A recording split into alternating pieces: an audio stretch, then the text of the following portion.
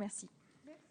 La parole est maintenant à Monsieur Pascal Popelin pour le groupe SRC, qui sera suivi par Monsieur Yves Sancy.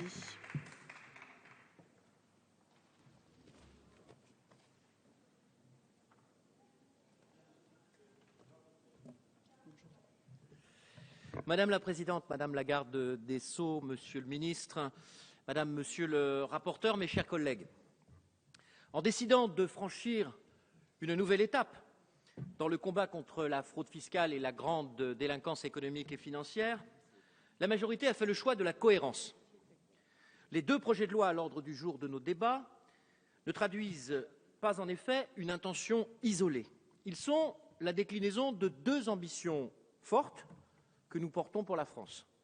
Rétablir l'autorité de l'État et redresser les comptes de la nation.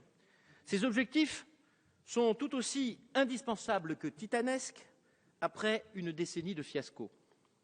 Tel est le cap fixé par le président de la République, n'en déplaise à ceux qui s'obstinent à ne pas vouloir en trouver. Rétablir l'autorité de l'État, c'est considérer que nul ne peut s'affranchir impunément de la loi et du droit. Ce principe, nous l'avons illustré en matière de lutte contre la délinquance et la criminalité, en privilégiant l'action de fond à la gesticulation, en redonnant des moyens aux forces de l'ordre, en proposant de nouveaux modes d'organisation de leur action, notamment avec la création des zones de sécurité prioritaires. Alors que ce travail de construction commence à porter ses fruits, nous ne pouvons être porteurs d'un message contradictoire devant nos concitoyens en perpétuant le laxisme et la complaisance qui ont trop longtemps caractérisé l'action publique à l'égard des délinquants financiers et des contribuables qui se jouent des règles de notre fiscalité.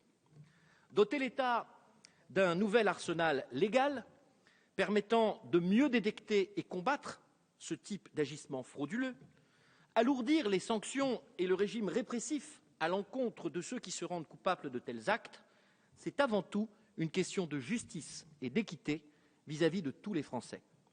Nous avons aussi entrepris de redresser les comptes publics de la nation, non pour céder à un quelconque souci d'esthétisme comptable, pas davantage pour répondre simplement à une injonction bruxelloise, mais parce que les Français doivent savoir que l'état dégradé de nos finances publiques menaçait notre souveraineté et notre indépendance.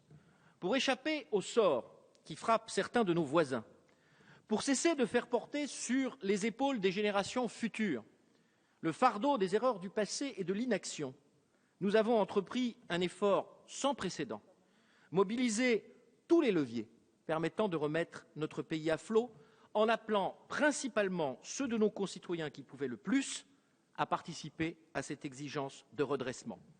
Dans ce contexte, au-delà de la justification morale, il n'est plus financièrement imaginable de se désintéresser des quelques 60 à 80 milliards d'euros dissimulés chaque année au fisc.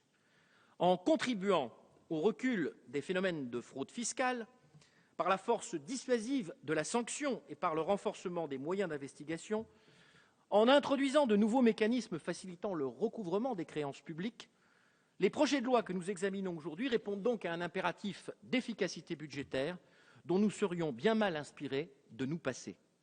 Sans présumer des retombées financières que le budget de l'État pourra véritablement en tirer, le fait que 5 000 contribuables français se soient déjà signalés spontanément aux autorités pour régulariser leur situation fiscale atteste des effets que nous pouvons espérer de l'application de ces textes.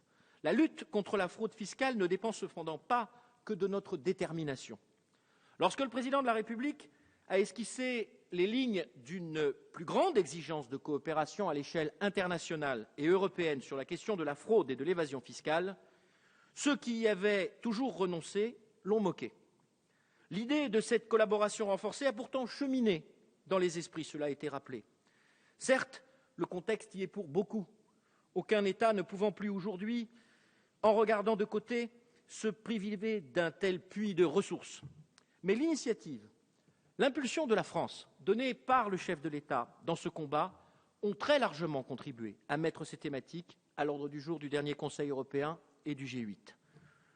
Tout comme les textes que nous abordons aujourd'hui, il s'agit là d'un pas important sur le chemin de la lutte contre cette forme d'égoïsme ruineux pour notre société que constitue la fraude fiscale. Merci.